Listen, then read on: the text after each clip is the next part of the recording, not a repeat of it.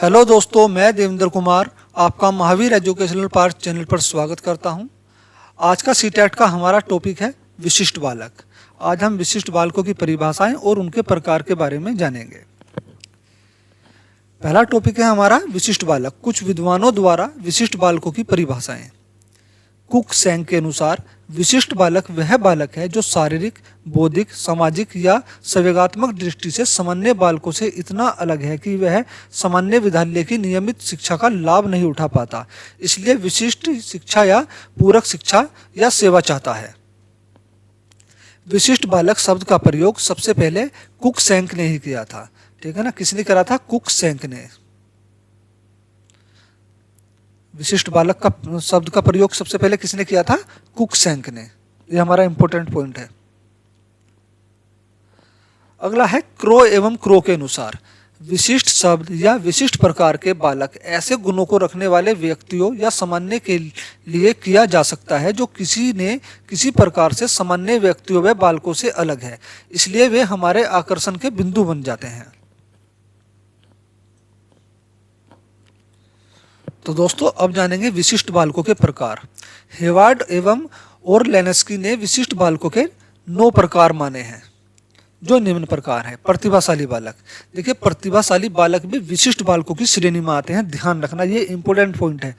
और ये समस्यात्मक बालक भी हैं। साथ में प्रतिभाशाली बालक विशिष्ट बालक तो हैं ही हैं, ये समस्यात्मक बालक भी हैं। ये समस्या भी उत्पन्न करते हैं। अगर आपने इनकी प्रतिभा को नहीं पहचाना या नहीं रखा या इनको सक्रिय नहीं रखा तो ये जो है समस्या उत्पन्न कर देते हैं प्रतिभाशाली बालक। और अति सक्रिय बालक भी जो है समस्यात्मक बालकों की श्रेणी में आते हैं। प्रतिभाशाली बालक जो होते हैं ये कला में, ऐसे बालक जो है प्रतिभाशाली बालक कला, संगीत, अभिनय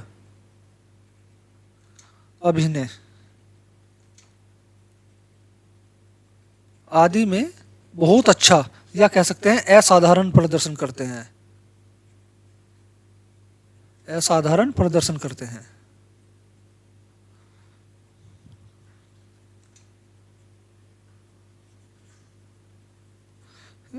प्रतिभाशाली बालकों की बुद्धि लाब्धि 130 प्लस होती है। कितनी होती है? 130 प्लस। प्रतिभाशाली बालकों की बुद्धि लाब्धि जो है वो 130 से शुरू हो जाती है।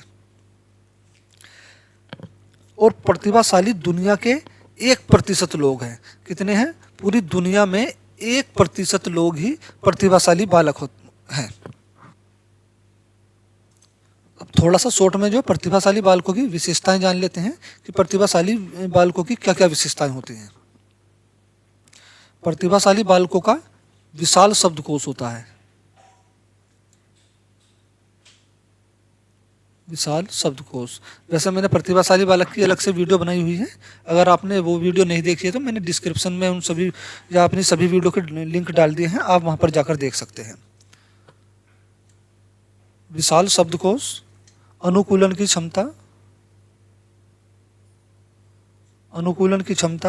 अमूर्त चिंतन मतलब जो वस्तु ना दिखाई देती हो उसके बारे में भी बच्चा कल्पना करने लगता है, उसके बारे में भी तर्क करने लगता है। ठीक है ना। उच्च बुद्धि लाब्धि,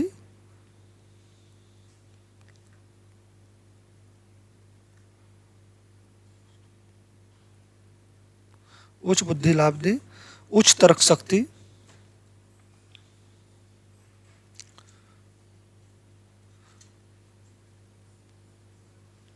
शक्ति,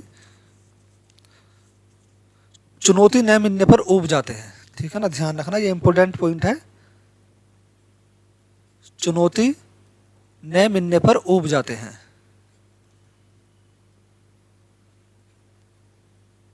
ऊब जाते हैं। इसलिए शिक्षक को चाहिए कि इनको सामान्य बच्चों से अधिक कार्य दे और हार्ड कार्य दे, कठिन कार्य दे। सामान्य बच्चों से कठिन कार्य दे और ज्यादा कार्य दे प्रतिभाशाली बालकों को। अब अगला पॉइंट है मानसिक मंद बालक, मंद बुद्धि बालक। अब मानसिक मंद बुद्धि बालक कौन से बालक होते हैं? पहले देखो इनकी बुद्धि लाब्धि कितनी होती है। मानसिक मंद बालकों की जो होती है बुद्धि लाब्धि 52 से 67 के बीच होती है। ठीक है। बड़े होने पर इनकी जो ऐसे बच्चों की बुद्धि लाब्धि 8 से 11 बच्चों के समान हो जाती है। ये कितने भी बड़े हो जाएं, इससे ज़्यादा इनकी बुद्धि नहीं बढ़ती। जितनी बुद्धि एक बच्चे में 8 से 11 साल के बच्चे में होती है, बड़े होने पर भी इनकी बुद्धि उतनी ही रहती है। और मानसिक मंद बालक के भी कई प्रकार के होते हैं। ये है सामान्य मंद बालक की बुद्धि लाब्धि। एक होते हैं अल्प मंदता वाले बालक। उनकी बुद्धि लाब्धि कितनी होती है? उनकी होती है 36 से 51 के बीच। एक होती है गंभीर मानसिक मंदता वाले बालक, जो बिल्कुल बहुत ज्यादा गंभीर स्थिति में मंद बुद्धि के होते हैं। उनकी बुद्धि लाब्धि कितनी होती है? उनकी बुद्धि लाब्धि होती है 20 से 35 के बीच। अब ऐसे बालकों की जो होती है, मानसिक मंद बालकों की विशेषताएं क्या क्या होती हैं? इनका आईक्यू लेवल कम होता है, कम आईक्यू लेवल होता है इनका। समायोजन की कमी होती है, ये जल्दी से घुल मिल नहीं पाते हैं।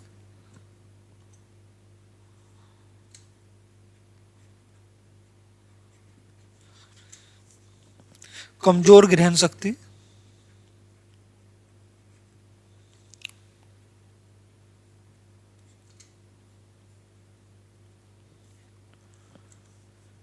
साफ सफाई में कमजोर,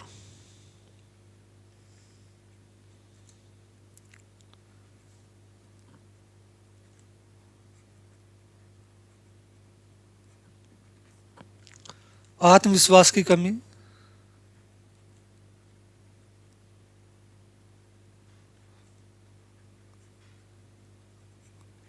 और भी बहुत सारी विशेषताएं हैं मानसिक मंद बालक की। इसका भी मैंने एक अलग से इस टॉपिक पर भी वीडियो बनाई हुई है, आप मेरे चैनल पर जाकर देख सकते हैं। और इनकी मंदबुद्धि बालकों की शिक्षा कैसे दी जाए? देखो, इनको जो शिक्षा दी जाए ना मंदबुद्धि बालकों को, तो वो इनको प्रदर्शन विधि से दी जाए। प्रदर्शन विधि, ताकि ये देखकर सीख सकें। प्रदर्शन विधि से, या फिर मॉन्टेसरी प्रणाली द्वारा।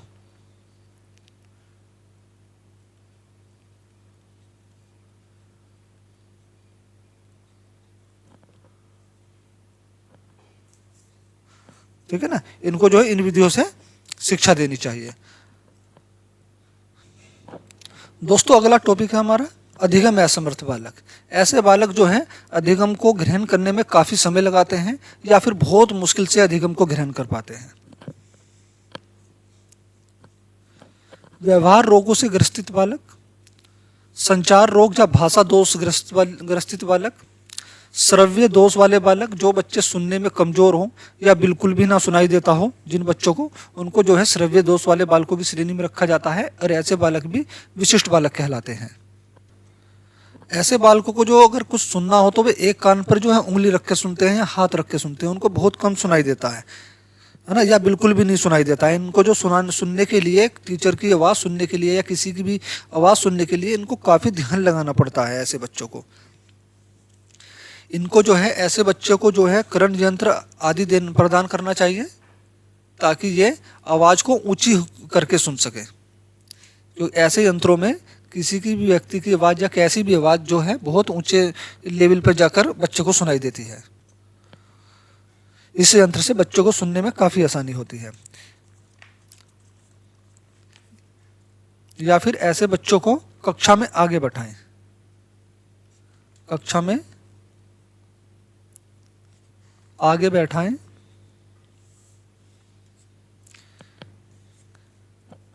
जहां पर जो है ये शिक्षक के हाव भाव आसानी से देखकर जो है अंदाजा लगा सकें कि शिक्षक क्या कहना चाह रहा है। अगला टॉपिक है दोस्तों हमारा दृष्टि दोष वाले बालक। तो ऐसे बालकों को या तो कम दिखाई देता है या बिल्कुल भी नहीं दिखाई देता। जिनको बिल्कुल नहीं दिखाई देता उनको हम अंधे बालक कहते हैं, या जिनको कम दिखाई देता है उनको हम अल्पदृष्टि दोष युक्त बालक कहते हैं। तो ऐसे बालक या तो किताबें दूर से बहुत दूर रखकर पढ़ते हैं, या फिर आंखों के बिल्कुल नज़दीक लाकर पढ़ते हैं। ठीक है, कक्षा में बार बार आवाज़ बार बार साफ न दिखाई देने की शिकायत करते हैं कि इनको ज़्यादा साफ नहीं दिखाई दे रहा है ब्लैक बोर्ड पर। अगर ये बच्चे किसी एक बिंदु पर थोड़ा सा भी ध्यान लगाए, लगातार ध्यान लगाएं किसी एक चीज़ पर, तो इनकी आंखों में लालीपन आ जाता है और पानी बहने लगता है इनकी आंखों से। तो ऐसे बालकों की शिक्षा जो होती है कैसे करनी चाहिए? सबसे पहले तो ऐसे बालकों का उपचार कराना चाहिए। उपचार कराएं, आंखों की रोशनी बढ़ाने वाले चश्मे प्रदान करें,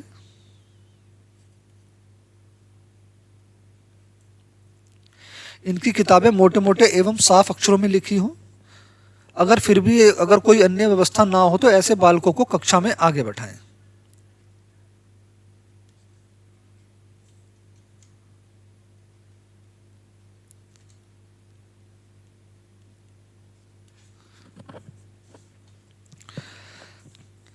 चलिए चलते हैं अगले टॉपिक पर, सॉरी अगले पॉइंट पर। हमारा अगला पॉइंट है शारीरिक या अन्य क्षति दोष युक्त बालक।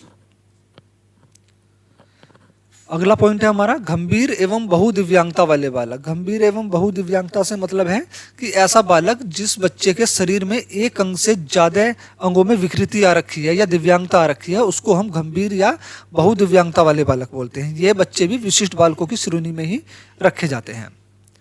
रेली और डेविस ने विशिष्ट बालकों के निम्नलिखित 6 प्रकार बताए हैं: प्रतिभाशाली बालक, मानसिक मंद बालक, अधिगम असमर्थ बालक। लेकिन ध्यान रखना, अभी हेवार्ड और जो ओरलेंस्की ने विशिष्ट बालकों के 9 प्रकार बताए हैं। रेली और डेविस ने विशिष्ट बालकों के 6 प्रकार माने हैं।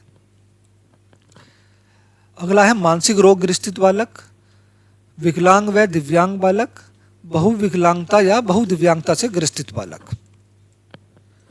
ठीक है, ये सभी प्रकार जो हैं विशिष्ट बालकों के प्रकार हैं। आज की हमारी वीडियो यहीं पर समाप्त होती है। अगर आपको वीडियो पसंद आई हो तो प्लीज़ वीडियो को लाइक, चैनल को सब्सक्राइब जरूर करें और दोस्तों के साथ भी वीडियो को शेयर करें। साथ में बेल आइकन भी दबा दें ताकि हमारी सभी आने वाली वीडियो के नोटिफिकेशन आपको मिलते रहें। वीडियो देखने के लिए धन्यवाद।